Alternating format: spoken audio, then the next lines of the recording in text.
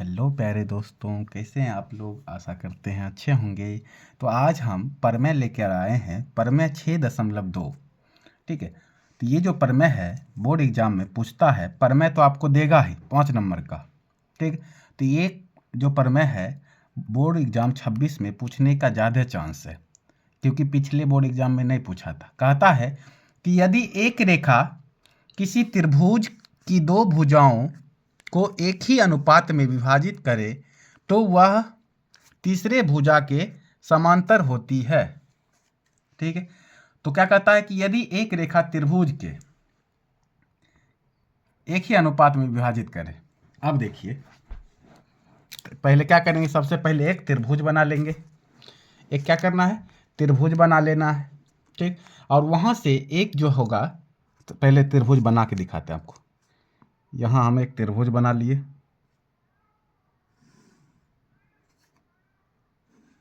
ठीक है। इसको ले लेते हैं ए, ये हो गया बी, और ये हमारा हो गया सी। अब इसमें क्या कह रहा है कि जो त्रिभुज में एक रेखा किसी त्रिभुज की दो भुजाओं को एक ही अनुपात में, तो यानी एक रेखा, यानी कि जैसे मान लेते हैं ये जो रेखा है डी, यहाँ लेते हैं डी और ये ले लेते हैं ई। ये जो डी ई है ये भुजा को क्या करती है, समांतर भागों में बांटती है। तो यानी कि डी ई बराबर किसके, बी सी के समांतर। तो ये क्या कहती है, बांटती है, समांतर है कि नहीं ये सिद्ध करना है। तो यानी कि हम ले लिए हैं डी ई और बी सी के समांतर है कि नहीं, ये हमको सिद्ध करना है। यही क्वेश्चन पूछ रहा है। बहुत छोटा सा क्वेश्चन है, आसान क्वेश्चन है, थोड़ा अच्छे से देखिएगा समझ आएगा। ठीक। तो सबसे पहले हम क्या देखेंगे, लिखेंगे कि त्रिभुज ए बी सी में दिया है, क्या दिया है, दिया है त्रिभुज ए बी सी में, ए बी सी में। ठीक। तो ए बी तथा ए सी भुजा, भुजे न, तो भुजा क्रमशः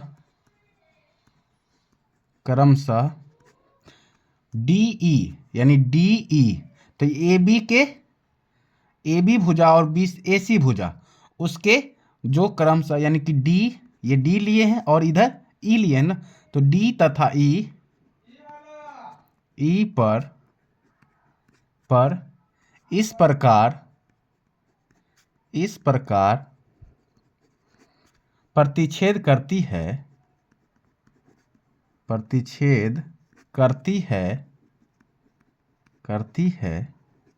अब देखो यहां समझेंगे कि क्या बताएं, ए बी भुजा जो है उस पर डी, और ए बी और ए सी पर डी ई जो है, ये रेखा इस प्रकार प्रतिच्छेद करती है। तो क्या हो जाएगा, जब प्रतिच्छेद करेगा तो ए डी बराबर डी बी और ए ई बराबर ई सी बराबर होंगे ना। तो यहां लिखेंगे ए डी बटे डी बी बराबर ए डी बटे डी बी बराबर ए ई बटे ई सी, ए ई बटे ई सी। इसको ले लेते हैं समीकरण 1। अब सिद्ध क्या करना है, तो देखो लिखेंगे सिद्ध करना है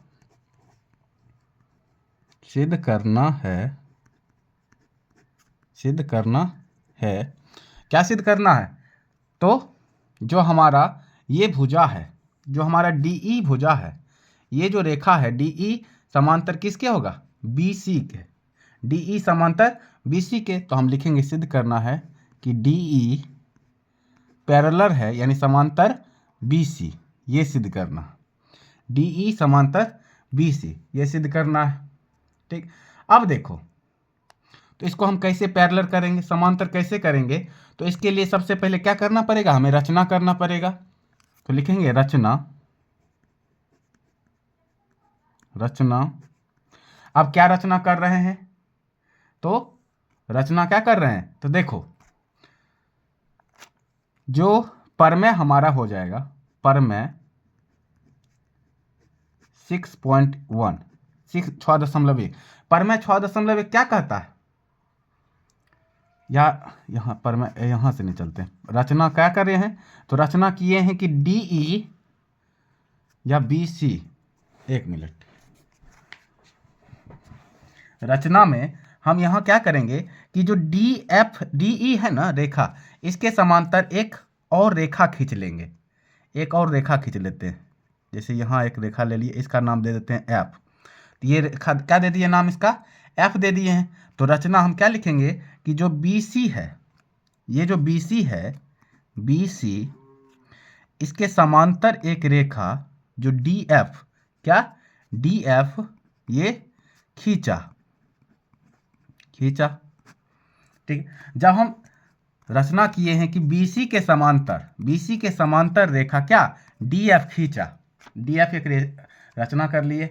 अब क्यों खींचे, तो देखो जब हम बीसी के समांतर जब डी एफ खींचेंगे, पहले क्या है डी समांतर है ना, तो बीसी समांतर डी। अब हम क्या किए, डी एफ जो है बीसी के समांतर एक रेखा खींच लेंगे और किसी स्केल से खींच लेंगे। ठीक है, और हम इसका नाम दे दिए क्या, एफ दे दिए, इसका नाम हम दे दिए एफ। अब हम कह सकते हैं कि जो डी एफ है, यानी कि ये जो डी एफ है किसके बराबर है, बीसी के बराबर है। डी एफ जो है ये बीसी के बराबर है, यानी पैरेलल है, तो हम कह सकते हैं। ठीक है, तो अब हम क्या करते हैं, परमाण लिखेंगे, परमाण, परमाण क्या, परमाण। अब परमेय से चलेंगे, परमेय 6.1, 6.1 परमेय से, तो लिख देते हैं 6.1 परमेय से। अब 6.1 परमेय होता क्या है, तो देखो 6.1 परमेय में क्या होता था कि अगर BC और DF समांतर है, BC और DF समांतर है, तो हम क्या करेंगे, अब देखो मान लेंगे कि जो DF है, ये जो DF है और ये जो BC है अगर समांतर है, तो इसके जो अनुपात होंगे, इसके जो हम अनुपात भी लिख सकते हैं, इसको अनुपात में लिख सकते हैं, जैसे AD/DB था, है ना, AD/DB और AE/EC। तो ये जब DF जब और BC जब समांतर है तो इसको हम अनुपात में लिख सकते हैं, बिल्कुल। तो हम लिखेंगे कि क्या लिखेंगे कि AD परमेय 6.1 से AD/DB, ये जो हमारा AD है और DB है, AD/DB बराबर किसके होगा, AF बराबर FC, AF बराबर FC, AF बराबर FC लिखेंगे, AF बराबर किसके होगा, AF/FC। क्या बताए थे, जब जब DE रेखा BC के समांतर था तो AD/DB और AE/EC। अब क्या किए, जब DF समांतर हो गया BC के, तो हम इसको लिखेंगे AD/DB, तो AD/DB और AF/FC। ठीक है, अब देखो हम देखेंगे कि इसको हम ले लेते हैं समीकरण 2। तो ये हो गया हमारा समीकरण 1 और ये हो गया हमारा समीकरण 2। ठीक है, अब समीकरण 1 और 2 से देखेंगे, हम देखेंगे कि यहाँ देखेंगे समीकरण 1 में भी AD/DB और समीकरण 2 में भी क्या दिया है, AD/DB। तो यानी दोनों बराबर है, जब लेफ्ट साइड बराबर है तो इसका राइट साइड भी क्या होगा, बराबर ही होगा। तो हम लिखेंगे क्या, देखो AE या समीकरण 1 और 2 से, समीकरण 1 तथा 2 से, अब समीकरण 1 और 2 से चलेंगे तो हमारा लेफ्ट साइड बराबर है तो राइट साइड भी बराबर होगा ना, तो यानी कि AE/EC बराबर होगा किसके, AF/FC, AF/FC। तो ये बराबर होगा ना। अब हम क्या करते हैं, इसमें दोनों तरफ हम 1 जोड़ देते हैं, दोनों तरफ 1 जोड़ देंगे। तो देखो हम लिखेंगे इसके दोनों तरफ 1 जोड़ने पर, 1 जोड़ने पर, अब दोनों तरफ 1 जोड़ेंगे तो AE/EC + 1 बराबर AF/FC + 1। अब दोनों की तरफ एक जोड़ दिए तो यहाँ नहीं कुछ तो बटा में एक और यहाँ भी बटा में एक। अब इसी एक का एलसीएम क्या हो जाएगा, इसी हो जाएगा। अब इसको यहाँ लाए तो कट गया, तो यानी क्या हमारा बच गया, ए प्लस इसी है, 1 से मल्टीप्लाई करेंगे तो इसी, वैसे कैसे आ गया, इसी, इसी आएगा ना, इसी बराबर। फिर इधर लेंगे एफ सी और एक का एलसीएम एफ सी। अब एफ सी और यहाँ लाए इसको तो कट गया, तो क्या बचेगा हमारा, ए एफ और प्लस एफ सी को 1 से मल्टीप्लाई करेंगे तो एफ सी, तो वैसे वैसे।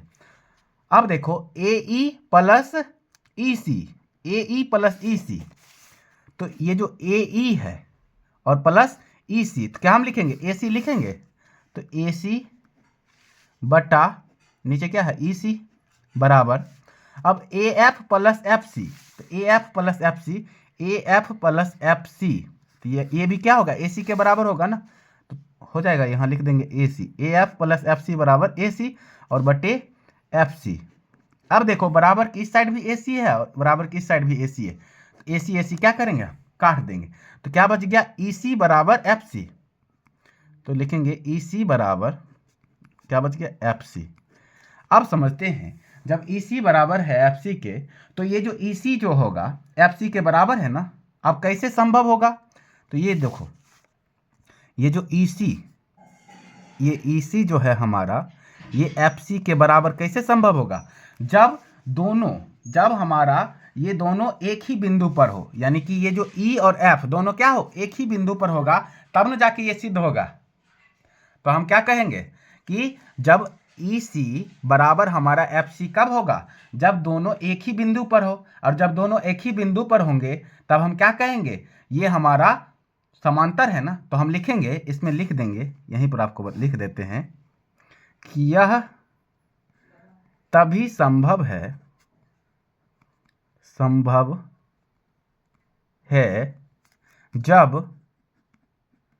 जब ये ई और एफ, जब ई तथा एफ एक ही बिंदु पर हो, एक ही बिंदु पर हो या बिंदु हो, ठीक है।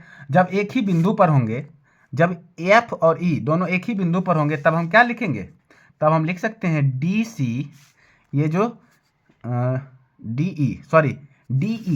ई होगा ना, डी ई समांतर बी सी, डी ई समांतर है बी सी के, तो लिखेंगे, तो यही हमको प्रूव करना था ना, तो लिख देंगे प्रूव्ड।